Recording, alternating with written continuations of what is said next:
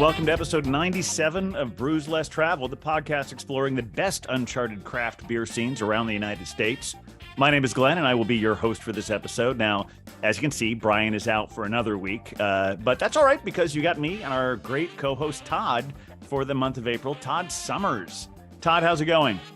Another day in paradise, Glenn. How are you?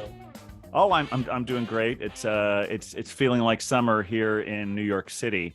And I work outside, so it was a really nice day. It got a little windy near the end, but I work very much inside, but I'm wearing shorts. If I was allowed to, I'd kick my leg up to expose my pale skin. I'm very, very excited about the warm weather. Very excited about these beers too.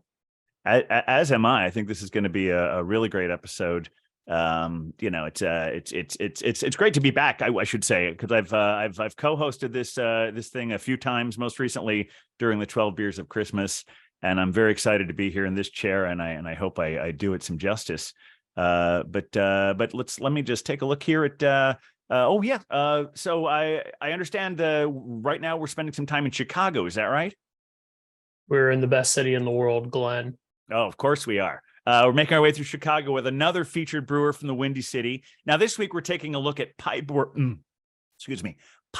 Brewing Company, a Chicago-based self-distributing production brewery founded in 2012.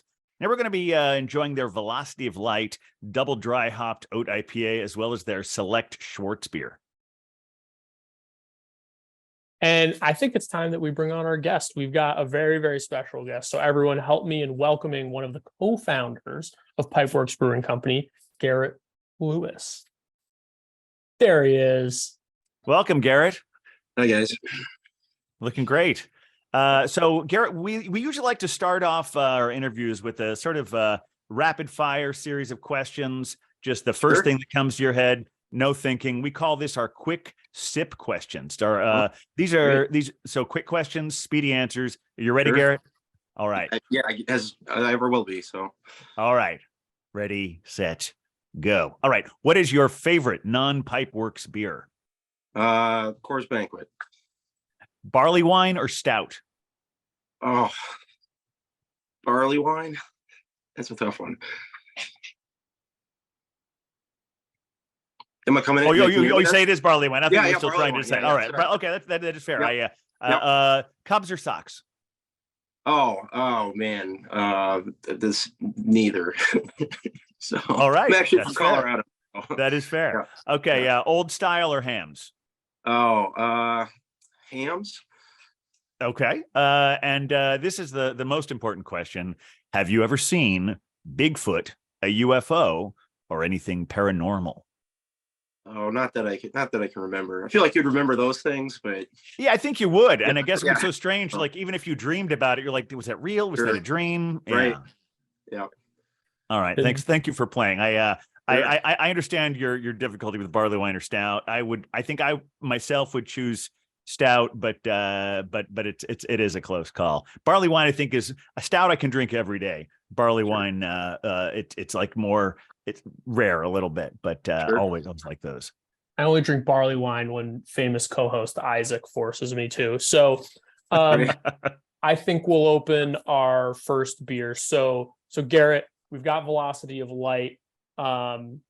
We've just a beautiful can. What do you want to tell us about this hazy India Pale Ale, as it's called? Sure. So yeah, it's Galaxy hops are kind of the featured hop on that one, and it's a hazy pale ale, a hazy pale ale. So it's be a little bit less in the bitterness versus like a hazy IPA. And it's mostly Galaxy and Mosaic, and there's some cryo Mosaic in there as well, which is like it's cryogenically frozen. There's a couple different brand names for this type of process, but it's basically instead of pelletized hops, it's frozen hop powder essentially, and it provides just a very you'd use it in the fermenter, you wouldn't use it hot side, so not in the whirlpool, because it's so delicate that you have to kind of put in the fermenter that it's really there for aromatics, and it does impart some flavor without like a traditional kind of any kind of vegetal characteristics that you'd have from the green matter and normal hop pelletization. So anyways, cryo hops are pretty cool. They came out, I don't know what it was, about 6 years ago. So it's kind of a new tool, that newer tool that's alongside hazy IPAs, has kind of been right there with them. So Yeah, I love this. I feel like when I think of Pipeworks, I think of Zombie versus Unicorn, which I know we'll talk about later. And I feel like this is sure, kind of this feels like the 2023 version. You know, sure. this feels like it's delicious, and I'm like, I really, really, really get the Galaxy and a little Sure. like. And we were this one, unfortunately, weren't able to brew for probably 3 years, maybe 4 years. I'd have to check the notes, just because we didn't have access to Galaxy hops. They are a Southern Hemisphere hop, and only a few providers would have access to them. And because they're also Southern Hemisphere, they're a bit pricier because they have to come here from all the way the other side of the world. But their Galaxy hops are a little more accessible now, so we were able to source some Galaxy hops, and it's one of my favorite hops. It's definitely top 5, not top 3 hop for me. So a lot of our beers that we're brewing in the past few months, we're bringing back some of our favorites that have Galaxy in them. So which is annoying, because over the past couple of years I'm like, oh man, let's brew that beer, and then oh shoot, well, we don't have any Galaxy. So Fair. Full disclosure, I was not able to get this beer in time. But in the spirit of things, I went out and found a wonderful double dry hopped oat IPA, but I'll spare you all the tasting notes, but I'm doing my very best to enjoy the same experience along with Todd and all of our everyone else listening in here. It's also like there's juice to it, which brings me joy. I think that's the key with the hazies, is because it's not a clear beer, so you do have stuff in suspension, and what is that stuff, and how does that impart on your mouth, the mouthfeel, and then what the flavors associated with it. So it's definitely walking a fine line with hazy IPAs, and the guys that can do it the best make a very smooth hazy pale ale or IPA, and some people are still figuring it out. You kind of get a hazy IPA sometimes, and it's a little rough, and so they don't all turn out perfect for us, but it's definitely a fine line between that juiciness and that smoothness that you're talking about there. One more question. Sure. 7%. How'd you land at 7? Was it the recipe? The when you first wrote up the recipe, you wanted it to be 7, or? Yeah, so no, well, kind of. We've a lot of hazy pales and hazy IPAs. When this trend, is first coming about, we're definitely on that high middle 6 to 8.5%, range. And a lot of people have tried now successfully, but it's kind of a harder thing to do lower ABV hazies. The part of the trick there is with the hazies is they do finish higher in gravity, so they do have more residual sugars in there, which kind of lends to that juiciness. And it's somewhat, it's a challenging thing to go lower ABV on hazies. So basically a lot of them you're going to see are going to be in that 6.5 to 8% range. Just something about the alcohol and the residual sugar that you would get there kind of lends itself really well. So as long as you're leaving some of that residual sugar behind, the key is not to over attenuate and you end up with a dry, boozy hazy. So I love it. Excellent. Well, I look forward to trying this at some point or another. It sounds really, really great. So now that we're sitting here enjoying these beers, let's go back to the beginning and just sort of get a little more background about Pipeworks. Now, we mentioned before that Pipeworks is one of the first crowd-funded breweries many people have ever heard about. Gerrit, can you talk about how you got the idea to crowdfund your operation, as well as the support you received from the campaign? Sure. Yeah. No, my co-founder, business partner, BJ Oslin, we were working at West Lakeview Liquors in Chicago, here on the north side, by Wrigley Field. And This was 2008. And so, craft beer was definitely starting to build some momentum at that point. And Christina, the owner of the store, she had access to Cantillon and Dre Fontaine and just really McKellar stuff that no one else had, and just really Destroysa stuff and really cool stuff that no one was getting yet in the U.S. So their store was always top 10 on Rate Beer's worldwide store top 10. So BJ and I just kind of worked there for fun for beer, because we got a pretty good discount. Anyways, I'll skip ahead the story real quick about the crowdfunding part. So anyways, we decided to start a brewery there, but we don't have any money, right? Don't have any real money. I have a friend in New York who was doing a competitor to Facebook, believe it or not. So he got some little exposure on I think it's a New York Times, business section on the front page. And so I was reading this article, and they had a thing in there about crowdfunding, about Kickstarter on the same page. Wow. And so like, oh, well, let's give that a whirl. So, we came up with a proposal, submitted it in. This was back when Kickstarter was in beta. So Kickstarter hadn't really fully launched yet. So at the time we were on the front page of Kickstarter, for raising $40,000. And then I think like 2 months later, someone had come up with the thing that you put your iPod on your wrist, and that raised like $1 million, and that basically changed the game. And then like South Park did a whole Kickstarter thing, and the so this kind of Kickstarter, that was the one that really broke it open for Kickstarter. Is like everyone else was raising like $10,000, $40,000. So at the time we were like one of the highest grossing projects. And then that Apple Watch where you put your iPod, it's just a strap that you put your iPod on your wrist, and that raised like over $1 million. And then that wow. changed it because it became a product based thing versus before it was like help me raise money so I can record an album, or I can do a mural like that. So that was it. so well, that's cool. Have you how have you maintained that whole spirit? Are you in any way like is it go ahead. It's I've got some work to do there. We've got things have kind of gone in multiple different directions, partially with the way that we did have to raise funds to start a business is we didn't have Chicago's got pretty stringent building codes, and we didn't have the funds to open to the public right away. So that was it's kind of a hindrance for us. So we kind of backed into this, if you will, where a lot of people open with a tap room first, right? And that's their first exposure. And that was our intention. We just didn't have the funds to be able to do that. There's a lot of infrastructure in Chicago they require you to have versus maybe some of the surrounding suburbs. So anyways, we weren't able to do that. So we've never had a tap room.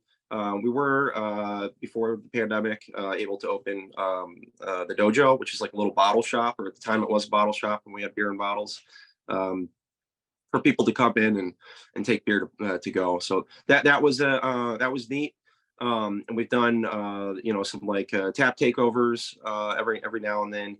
But we're still searching for our kind of our on-premise home where we can interact with Kickstarter backers and just drinkers in general. That's definitely my favorite part about it, and it's really frustrating not having that outlet.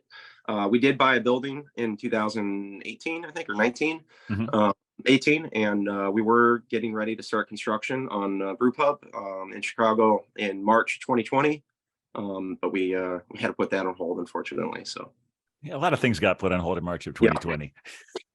Not ideal timing. One shout out to West Lakeview Liquors. Yeah, it's Addison and Levitt, right? Yep, Addison Levitt. Yep, amazing. So you sort of talked about it, but leading into the next question, it's an interesting model these days to have a brewery sans tap room, especially one that started in such a unique way where you would think crowd-funded brewery, communal gathering spot. And so you talk a little bit about it, but what do you find as some of the challenges to running a business sort of distro first, and as you try to find a home for on-premise consumption? How do you feel like you're connecting with consumers, or what makes it difficult than anyone's tap room? No, it is extremely challenging because we do miss that one-on-one. And when we did have the Dojo open, hopefully be reopening here at the end of this month is what I plan. And then at some point, we'd like to move forward if that actually allowed for on-premise consumption. So it's just to go before, there's some Chicago moratoriums and, certain licensing you have to do. And let's say, like I mentioned, there's some infrastructure stuff we'd have to put into the building. So we're going to move forward with that, I think, just because the brew pub hasn't panned out. But yeah, no, it's from a brand perspective, it's way more challenging now. I think we've packaged close to 1,000 different beers over 11 years here. So it's about 100 different beers a year, right? It's a lot of different art. It's a lot of different recipes. A lot of them are very similar recipes. We just, might improve them over time and then maybe rebrand them, evolve the beer, evolve the branding. But yeah, it's, for a lot more packaged breweries. We're brewery number 2,000 to open to get a license. And I think there's 9,000 breweries now. So there's a lot more people. Most of them are, really cool, suburban brew pubs, which, every city needs at least one, right? So, right. Even small cities need at least a small brew pub, right? So, so that's most of them. But with that, there is a lot of people that have invested a lot of money into production facilities that mostly sit idle. The way I always put it is there's one door, it's open, and everyone tried to squeeze through the door at one time. And what happens is everyone just got stuck. So, and you see it a lot, I get emails daily about auctions, about production facilities. So production brewing is really challenging because you don't have that direct line to the consumer. And 10 years ago, when there wasn't 9,000 breweries, a new release was a big deal. Everyone was reading the email, checking social media. Now, you release a new beer, you're one of 1,000 other beers that was released that day. So, you go to a shelf at some of the bigger stores and it's, for me, it gives me a lot of anxiety because I just see all that beer sitting there warm. And I go, oh my God, someone needs to drink this. So absolutely. I know a lot of grocery stores have lots of craft beer, but we don't know how long it's actually sitting there on the shelf. I'm glad to see it there. I always try and grab it as soon as I see it. I actually have another question, but before I get to it, I want to, RJ in the chat had a really interesting question. Sure. Where did the name Pipeworks come from? Yeah, so we kind of backed into that name too as well. So to circle back to West Lakeview Liquors, Christine there had connect with McKellar, which was kind of a rising beer star, and as well as Urban at the Stroisa. And so we got to talking with Urban, who's actually one of my, it's one of my favorite breweries, the Stroisa. They brew Panapot and Black Albert, which beers no one knows what they are anymore. But in 2008 at the time, they were like top 10 on Rate Beer, and they're two of my favorite beers. Like they absolutely are. So he invited us out to Belgium to spend the winter with him and kind of learn from him, which was really cool. I think we were the first people to go out there and do that. And so BJ went out there for several months. I was still in college, so I only got to go out there for a couple of weeks. But we brewed some beer out there. It was the first Pipeworks beer. Yep. And we needed a name, right? So we got to package this stuff. So it's, we're kind of riffing on a bunch of names back and forth. We spent most of the time on what was before Zoom? There was a thing before Zoom. What was it? Skype? Video chat, but was it? Oh yeah, right. Like for like Skype. Instagram Live and that kind of thing. Yeah. What was before Zoom? I mean, this is 11, 13 years ago. What was it? It's Skype. Skype. Yeah, sure. Skype. Oh yeah, Skype. Yeah. Okay. So we Skype. spent That was even before winter. FaceTime. Yeah. Yeah, we spent basically the whole winter there. This is January, February, March on Skype. Building our, going over our plans. And this is pre-Kickstarter, right? So this is January, March of 2009. Anyway, sorry, skipping ahead. My screen name on Skype was the Plumber because that was my nickname from college, and not for what you think, but so BJ's kind of riffing. He's like, plumber, pipes. He's like, well, breweries have a lot of pipes, so pipe. And it just became Pipeworks, and it seemed natural. And I think he whipped the logo up in like 15 minutes after that, and it looked really good, and that's what we went with. So. Cool. Up until that point was going to be Da Vinci Brewing because that was BJ's. BJ really likes Da Vinci. So, well, I guess if you ever need to start another one or start a boutique version of Pipeworks, you can go with Da Vinci. I love the fact that our culture is so disposable today that we can't even remember what technology we've thrown away in the last 5 to 10 years. Yeah, it's great. Gerrit, I wanted to ask you a question about, you have really exciting, like in your face, bold can art, some like really exciting stuff. I want a little how you came to that approach. What's there, and I also have a sort of a side thing. Sure. We talked about the what was it, the Ninja versus Unicorn. I love the Blood of the Unicorn. I think the last Pipeworks beer I had was the Tiramisu Unicorn. So first of all, talk about the can art, and also what's the deal with unicorns? Yeah, so again, kind of backed into that as well. That kind of, things just kind of take on a life on their own, and that's the fun part about brewing, right? There's no, there's no in terms of what you can do. It's it's wide open, right? So, yeah, can art. So BJ's an artist, incredibly talented artist. He's working on a lot of prop designs right now, like Halloween, scary stuff, like huge lifelike stuff, like stuff that you see in Hollywood. It's pretty amazing. But yeah, so BJ's a great artist, and I'm not an artist, so I can't speak to the mediums, but it's I know he does a lot with pencil, and so a lot of our labels early on had a lot of hand drawn stuff from BJ. His dad was a very well-known tattoo artist, and so he learned art from him. And like I said, we did 1,000 beers over 10 something years here, 10, 11 years here, and so that leaves a lot of room for to bring in other perspectives and other other artists, essentially. So and we stumbled across a few. Some were people that worked in the brewery and say, hey, you want to do a label? We need a label done by next week. So but yeah, we have a really cool roster of artists now, about 5 or 6 that we rotate through, and it kind of evolves over the years where we add someone, or someone moves on to do a different project. And so yeah, if the art is eclectic, I guess you could say. So it definitely runs a wide range. Well, that makes a whole lot of sense that it started out with tattoos, Sure. and just sort of grew from there. Now, what about the unicorns? Sure. Yeah. So Unicorn, this was probably 2009. We're sitting Map Room, which is another like top 10, on Rate Beer and Beer Advocate, like, top 10 beer bars in the world. So we're really fortunate that we had those two. Those were two both major influences for VJ and I, was the Map Room and Westlake Few Liquors. And we're sitting in a Map Room, and we're just sitting there thinking, like, how do we raise money? We just come up with ideas, having a beer. And I think we just we were thinking, what's the stupidest beer name we can come up with? And it's like, well, Ninja versus Unicorn. Oh, so that was the first one.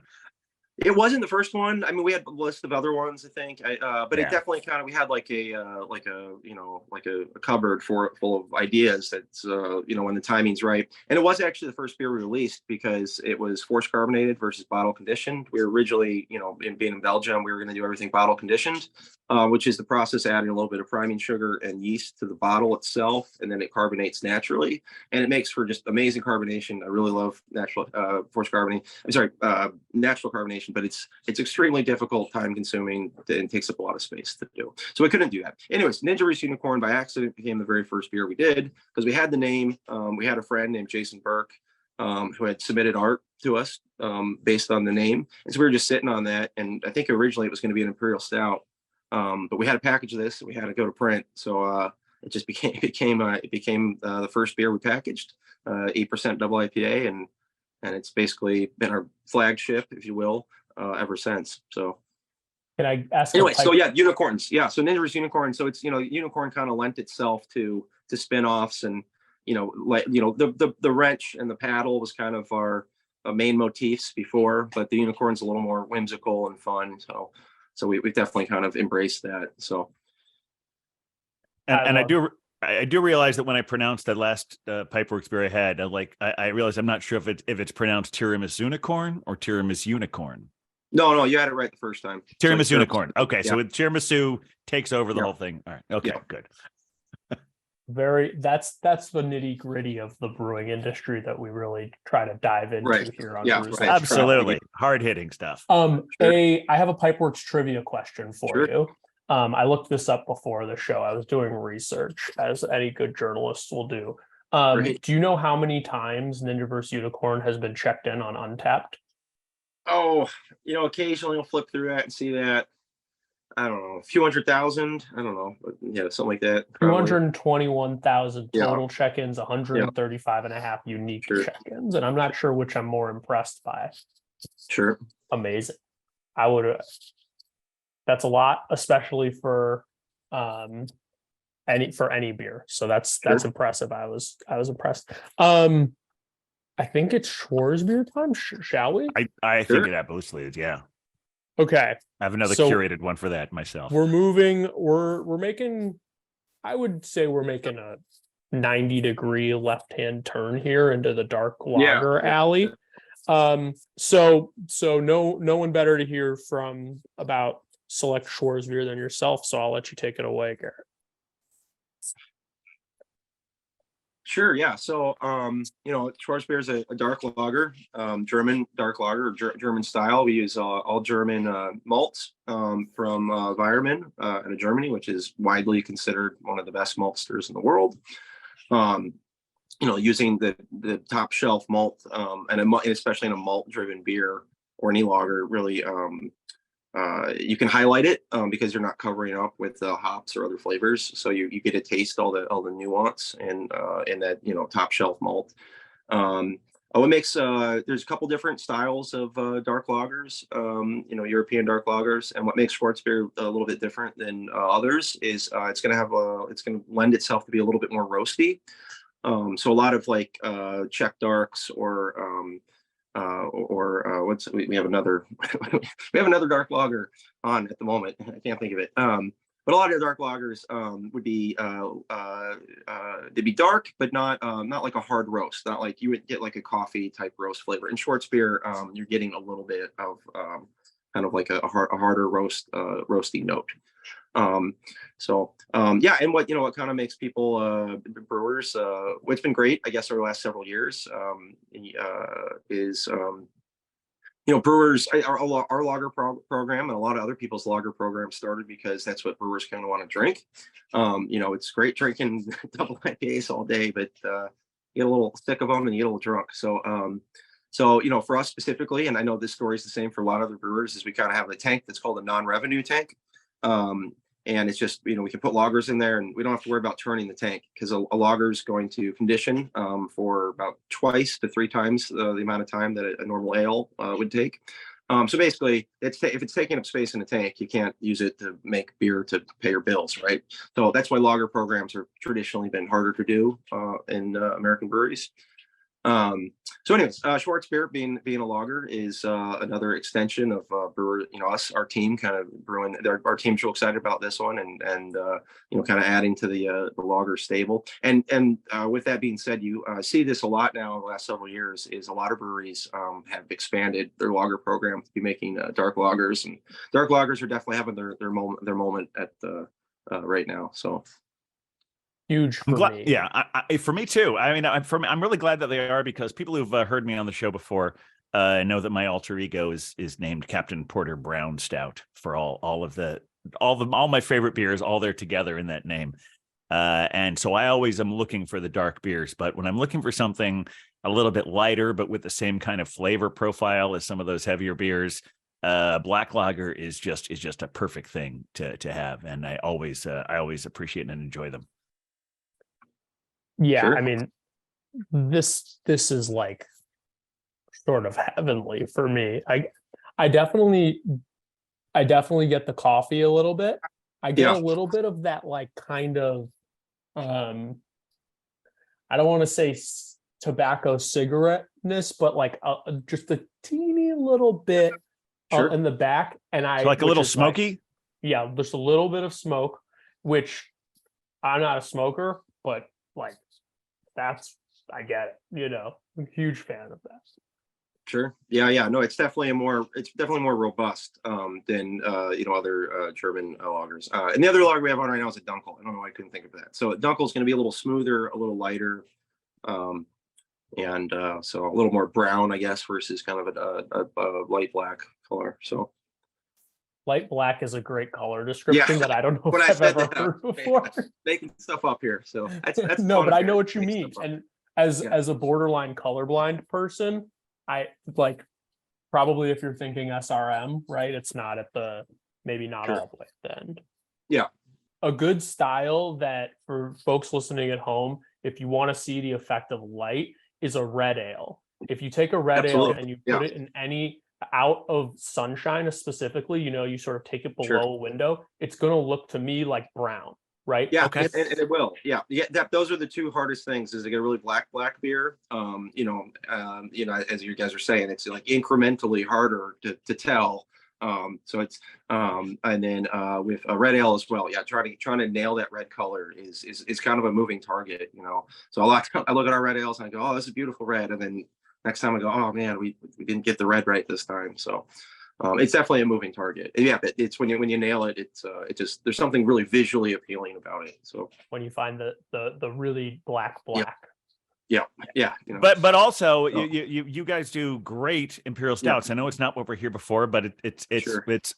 all I have to speak of Pipeworks is the one that I've had, and I have very high ratings for you guys on Untapped. And also this speaks to my my preference for stout over barley wine with that early discussion, because I see that I have of your beers, I have very high ratings for all of them, but I have great. one barley wine and 4 imperial stouts on here. Sure. We've got the barley wine is the these are all from a few years ago. The Electric Rattlesnake, which I think is a great name. Tonight at noon Central Time, because you're in Chicago. Sure. Meat Truffle Abduction, Smoke Break Abduction, so for that smoky stuff, and the Sure. Imperial End of Days. Sure, that's one of my favorites there. Apparently it's one of mine as well, because I gave that 4.5 out of 5 stars. So. Oh, thank you. I appreciate that. Generous, kind man, or great beer. They're all fantastic beers. So Gerrit, Pipeworks has been around since 2012, which we were talking about how much the world has changed. I mean, there's a brewery in my neighborhood that opened in 2012, and it was just on the cusp of the beer scene in New York City. So I imagine you were, even though the craft beer scene was kind of brewing and bubbling up at the time, and there's a whole lot more going on now than it was 11 years ago. But since Pipeworks has been going for the last 11 years, what is the most surprising aspect of Chicago's beer scene, in your opinion? Oh, yeah, I don't know. That's a really good question. I guess the way that we've gotten embraced smaller brew pubs that you normally find out in the suburbs. I guess just because again, some of the previous challenges I was kind of speaking about, high cost of the real estate, high cost of rent, high costs of build out, a lot of licensure hoops to jump through. So I think it's really cool that that it's not all like the mega brands that have been able to make it, and to see, because I always get jealous of the suburban brew pubs, because they're like they're what we started as, mom and pop type things that smaller tanks, and you can just do whatever you want on a whim, and it's quicker, and there's that great flexibility and interaction with people. So those are all over the suburbs, right? And they're smaller, and they don't have to package, and they're just just really fun places to see what the brewers are coming up with. So it's really cool to see some of those smaller type mom and pop places open and make it in Chicago. So it's the past couple of years have been really challenging. So some of them unfortunately have closed recently, but there is still some really cool small places that are finding footholds in the city. So very good. Don't have to be a massive facility in a massive city. So speaking of Chicago, I'm Chicago native. I could speak about Chicago every single day. Best place in the world. What do you think is one thing that you wish Chicago was more well known for? Like, what are some of the sleeper faves of Chicago for you? Are you talking about beer or just in general, or anything? But if you want to add beer in there, that's fine. Yeah, that's a hard one. So I've been traveling a lot more recently to like festivals and stuff. So I've been kind of exploring the some places I hadn't traditionally been to for beer work recently, which has been really exciting to reconnect with our distributors out of state, post pandemic here. And I've been doing a lot more of our events. Because for a number of years, obviously we didn't have events, and I kind of stopped doing them for a while there. So anyways, I guess what I'm getting at is my perspective is a little skewed right now, just because, that's a really good question. I don't know.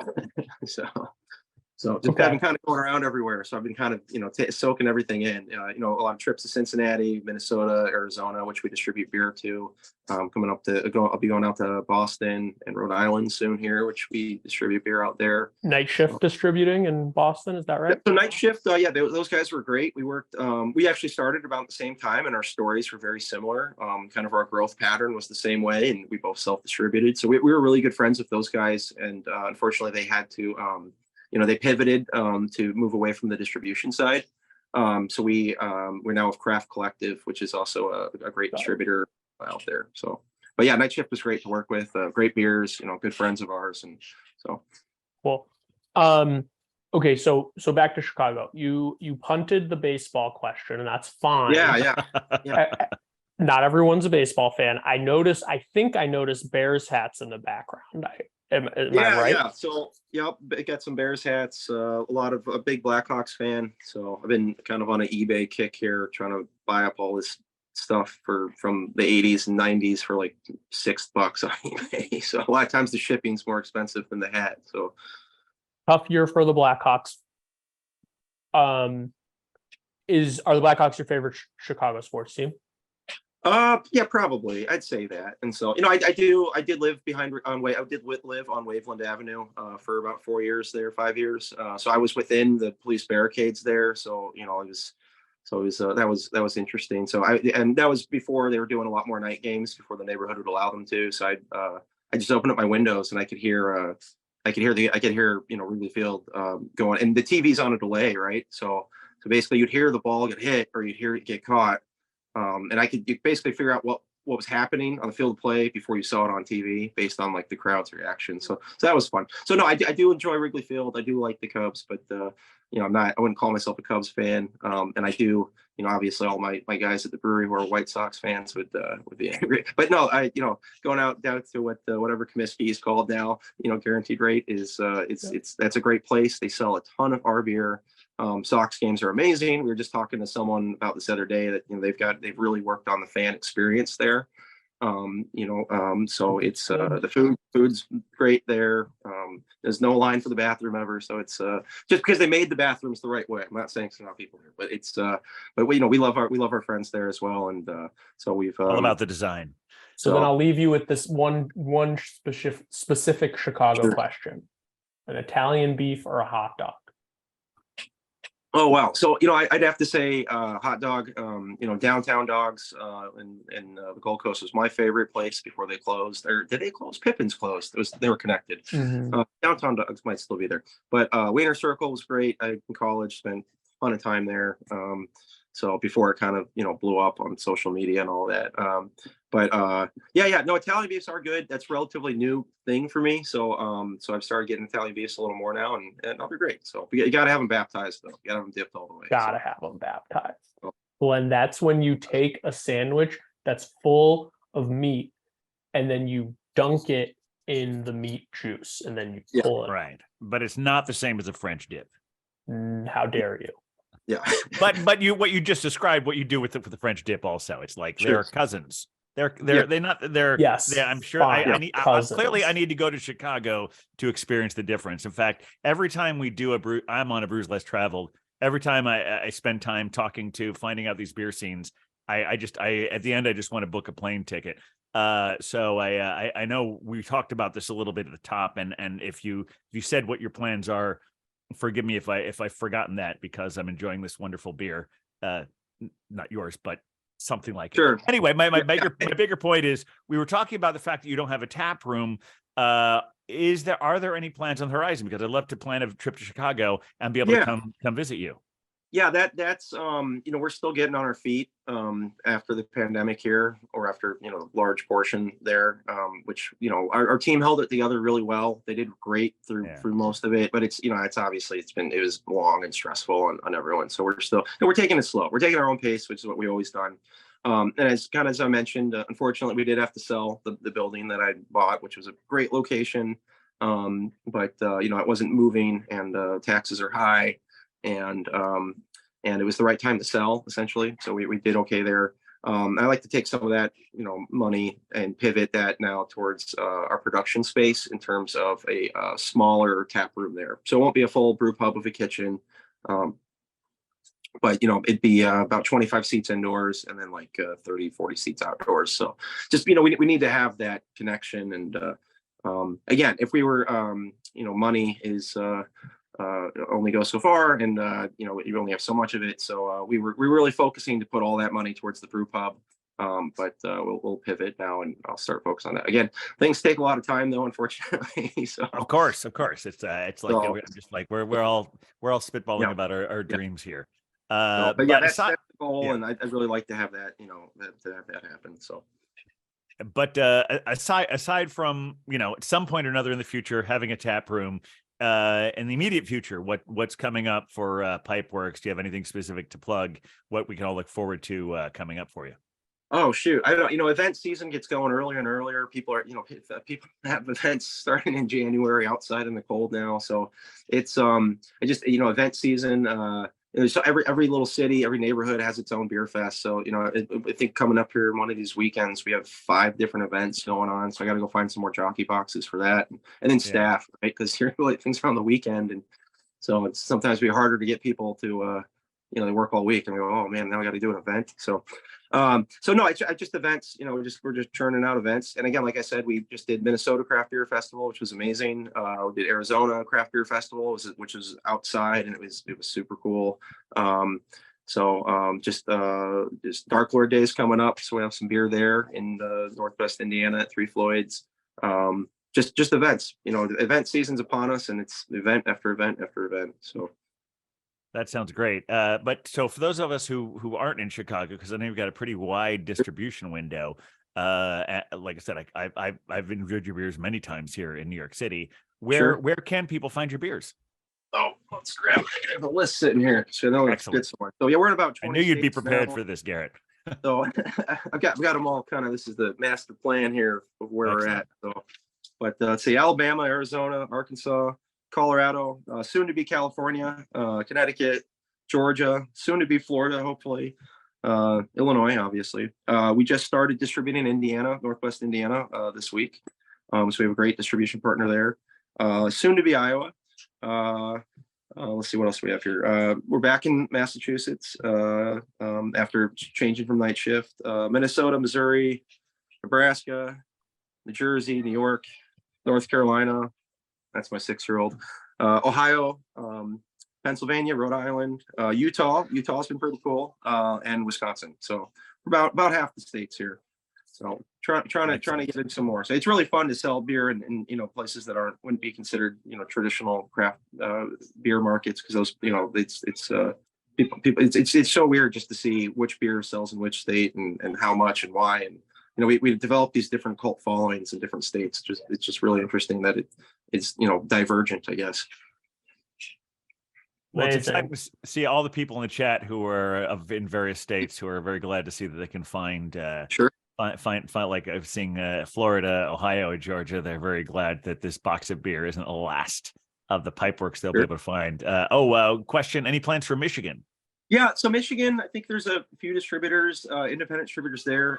Obviously, it's kind of a big state where the west of the state is, closer to Illinois and Indiana, and then the east of the state has Detroit. So any distributors we're looking at would probably just be on the west or southwest side of the state for now. Very good. I mean, I'm seeing other ones here, South Dakota. Matt's talking about North Carolina. So I'm sure I have no idea what the South Dakota beer scene is, Norris, but I have a feeling that that's one of the reasons why you get a box of beer from a different city sent to your where you are, because maybe it's a little harder to find there. All right. Well, thanks everyone for being here. Thank you, Gerrit. It's been wonderful having you as our guest. If anyone wants to know a little bit more about Pipeworks, as far as their upcoming, whatever they're sending, road trip to Iowa. Yeah, of course, Nora. That sounds like that. I'm sure that's a little bit more to find there. So if anyone who wants to know more about Pipeworks, you can find them on Instagram at Pipeworks Brewing, or I don't know if it's at Pipeworks Brewing. I never know how to say those Instagram addresses. But thanks again to them for supplying beers for this show and for our beer club. If you'd like to join the beer club, just head over to bruvana.com. to explore subscription options. Help support the show, and you get unique local beers shipped directly to you monthly. We'll be back next week, but until then, as Brian always says, stay safe, be kind, and support local breweries. Cheers, everyone. Thanks, guys. Cheers, y'all. Thanks, Gerrit. Thanks for watching Brews Less Traveled on YouTube. Be sure to like this video and subscribe to our channel for more interviews with brewery professionals.